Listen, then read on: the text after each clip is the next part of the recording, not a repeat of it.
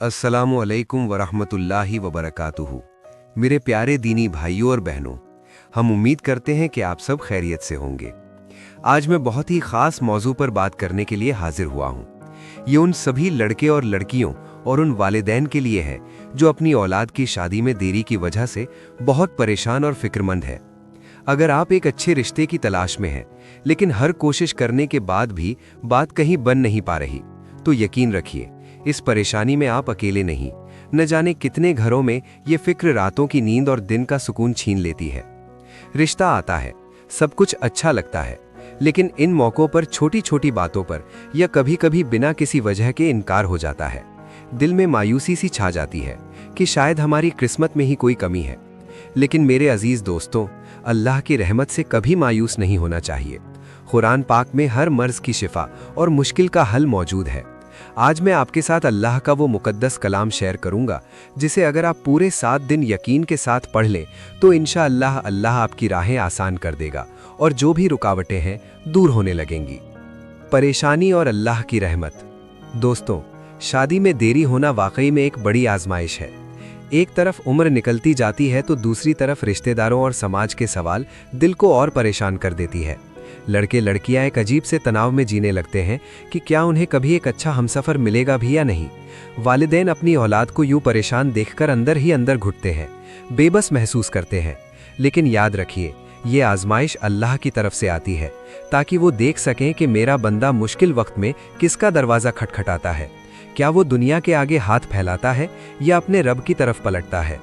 इस मोमिन का सबसे बड़ा हथियार उसकी दुआ है। दुआ में वो ताकत है जो तकदीरों पर भी असरअंदाज हो सकती है। अल्लाह कभी अपने बंदे की दुआ को लौटता नहीं है। या तो वो दुआ कबूल कर लेता है, या तो उसके बदले आने वाली मुसीबत को उठा लेता है, या तो आपके सब्र को आजमा कर उससे भी बेहतर चीज़ अता करता है जो आपने मांगी थी। तो हिम्मत मत हारिए। आपकी हर फिक्र, आपका हर आंसू अल्लाह देख रहा है। बस ज़रूरत है सच्चे दिल और पूरे भरोसे के साथ उसके आगे झोली फैलाने की। जब दुनिया के सारे दरवाजे बंद होने लगे, तब भी एक दरवाज़ा हमेशा खुला रहता है, और वो है अल्लाह की रहमत का दरवाज़ा। आज मैं जो आपको अल्लाह का अमल बताने जा रहा हूँ, वो अल्लाह की कलाम पर आपके यकीन की ताकत को और मजबूत कर देगा। हज़रत मूसा अलैहिस्सलाम की दुआ का तारुफ। आज हम जिस वजीफ़ा की बात कर रहे हैं वो कोई आम दुआ नहीं, बल्कि कुरान पाक में मौजूद अल्लाह के प्यारे नबी हज़रत मूसा अलैहिस्सलाम की वो मुबारक दुआ है जो उन्होंने बड़ी बेबसी और तन्हाई के आलम में अपने रब से की थी। किस्सा कुछ यूं है कि जब हज़रत मूसा अलैहिस्सलाम मिस्र छोड़कर मदियान पहुँचे तो वो बिल्कुल अकेले थे। न सर छुपाने को ठिकाना, न पेट भरने को ग़िज़ा। इस हालत में उन्होंने देखा कि कुछ लड़कियां अपने जानवरों को पानी पिलाने के लिए खड़ी हैं, पर मर्दों की भीड़ की वजह से आगे नहीं बढ़ पा रही हैं। हज़रत मूसा अलैहिस्सलाम नेकी और जज्बे के साथ आगे बढ़कर बिना किसी उम्मीद के उनकी मदद की और उनकी जानवरों को पानी पिला दिया। इस नेक के बाद वो एक दरख्त के साए में जाकर बैठ गए और बड़ी आजिज़ी के साथ अपने रब की बारगाह में हाथ फैलाकर दुआ की। वो जानते थे कि इस मुश्किल में अल्लाह के सिवा कोई उनका मददगार नहीं है। उन्होंने जो दुआ की उसका जिक्र सूरे कुसुस की आयत नंबर 24 में है। अल्लाह ताला को अपने नबी की ये अदा, ये तवक्कुल बहुत पसंद आया कि उन्होंने उनके लिए खैर के दरवाजे खोल दिए। उनके न सिर्फ खाने का इंतज़ाम हुआ, बल्कि कुछ ही देर बाद उन्हीं लड़कियों में से एक के वालिद ने उन्हें घर बुलाया और इज्जत के साथ अपनी बेटी का निकाह भी उनसे कर दिया। सुभान अल्लाह। ये दुआ अपनी हर जायज़ ज़रूरत, चाहे वो रिज़्क हो, घर हो या एक अच्छा जीवन साथी हो, अल्लाह से तलब करने के लिए बेहतरीन दुआओं में से एक है। 7 दिन के अमल की मुकम्मल तरकीब। तो चलिए दोस्तों, अब मैं आपको इस मुबारक अमल का करने का पूरा तरीका बताता हूँ। इसे बहुत ध्यान से सुनिएगा ताकि कोई भी कमी पेशी न रह जाए। ये अमल आपको पूरे 7 दिन तक बिना नागा करना है। वजीफे के शराइत, नियम। ये अमल करने के लिए आपका जिस्मानी और पाक होना और बावजू होना बहुत ज़रूरी है, और जिस जगह आप बैठें वो भी पाक और साफ हो। वक्त की पाबंदी। कोशिश करें कि वजीफ़ा 7 दिन तक करें। सबसे अच्छा वक्त इशा की नमाज के बाद का है। आप नमाज पढ़कर उसी जगह पर बैठकर ये अमल कर सकते हैं। यकीन कामिल। अमल शुरू करने से पहले दिल में इस बात का पुख्ता यकीन रखें कि आप अल्लाह का कलाम पढ़ रहे हैं और वो आपकी दुआ ज़रूर सुनेगा और आपके हक में जो बेहतर होगा वो अता करेगा। अमल का तरीक़ा। अब अमल करने का तरीका गौर से सुन लीजिए। आपको सबसे पहले दरूद शरीफ पढ़नी है। आप कोई सा भी दुरूद पाक पढ़ सकते हैं जो भी आपको आती है। आप दरूद इब्राहिम भी पढ़ सकते हैं या सबसे छोटी दरूद शरीफ सल्लल्लाहु अलैहि वसल्लम ने पढ़ सकते हैं। इसके बाद आपको कुरान पाक की सूरह कुसुस आयत नंबर 24 पढ़नी है। वो आयत, रब्बी इन्नी लिमा अंजलता इलैया मिन खैरिन फ़कीर। इसका तर्जुमा है, ऐ मेरे रब, बेशक तू जो भी भलाई मेरी तरफ उतारे, बेशक मैं उसका मोहताज हूँ। इस मुबारक आयत को आपको पूरे 313 मरतबा पढ़ना है। उसके बाद आपको 11 मरतबा फिर से वही दुरूद शरीफ पढ़नी है जो आपने पहले पढ़ा था।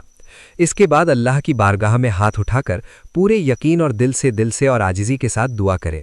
रो रो कर गिड़गिड़ाकर अल्लाह को अपनी परेशानी बताएं, अपनी शादी की रुकावटों को दूर करें और एक नेक, दीनदार और अपने लिए एक बेहतर हमसफ़र की दुआ मांगे। आप जैसा हमसफ़र चाहते हैं वैसा अल्लाह से गुमान करें और दिल में अल्लाह से उम्मीद रखें। इस अमल को पूरे 7 दिन इसी तरकीब से करना है। कबूलियत की कुंजी, यकीन और सब्र। मेरी प्यारी बहनों और भाइयों, समझना बहुत ज़रूरी है कि कोई भी दुआ या वजीफ़ा जादू की छड़ी नहीं है, बल्कि ये अल्लाह की बारगाह में अपनी अर्जी पेश करने का एक अदब और तरीका है। कबूलियत का सारा दारोमदार अल्लाह की मर्जी और आपके यकीन पर है। जब आप ये अमल करें तो दिल में रत्ती भर भी शक ना आए, इस यकीन से कि मेरा रब मेरी सुन रहा है और वो मेरे लिए बेहतरीन फैसला करेगा। अल्लाह का वादा है कि तुम मुझे दुआ करो, मैं तुम्हारी दुआ कबूल करूंगा। हो सकता है आपको इन 7 दिनों के दौरान ही कोई अच्छी खबर मिल जाए, कोई रिश्ता आ जाए या कहीं कोई अटकी बात आगे बढ़ जाए। लेकिन अगर किसी वजह से आपकी उम्मीद के मुताबिक नतीजा सामने ना आए तो मायूस बिल्कुल नहीं होना। ये अमल का कसूर नहीं, बल्कि अल्लाह की हिकमत है। हो सकता है वो आपके सब्र को और आजमाना चाहता हो। उसने आपके लिए इससे भी बेहतर वक्त और इंसान चुन रखा हो। इस 7 दिन का असल मकसद अपने दिल को अल्लाह से जोड़ना है। इसके बाद भी इस दुआ को अपनी नमाजों में और चलते फिरते जारी रखें।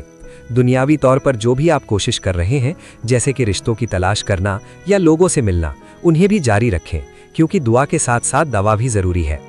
आपका काम है पूरे दिल के साथ दुआ करना और अल्लाह का काम है आपकी तकदीर खोलना। जब सही वक्त आएगा तो अल्लाह आपको ऐसे हमसफ़र से ज़रूर नवाजेगा। मेरे प्यारे दोस्तों, आज हमने शादी की रुकावटों को दूर करने के लिए हज़रत मूसा अलैहिस्सलाम का एक बहुत ही मुबारक और प्यारी दुआ का अमल सीखा। मेरे दिल से दुआ है जो भी इस परेशानी से गुजर रहा है, अल्लाह ताला इस मुबारक अमल से उसकी दुआ कबूल करे। अगर आप चाहते हैं हम भी आपके लिए दुआ करें तो कमेंट में अपना नाम ज़रूर लिख दीजिएगा। अगर आपको मेरी वीडियो अच्छी और फ़ायदेमंद लगी तो वीडियो को लाइक ज़रूर कीजिएगा। अल्लाह हाफ़िज़।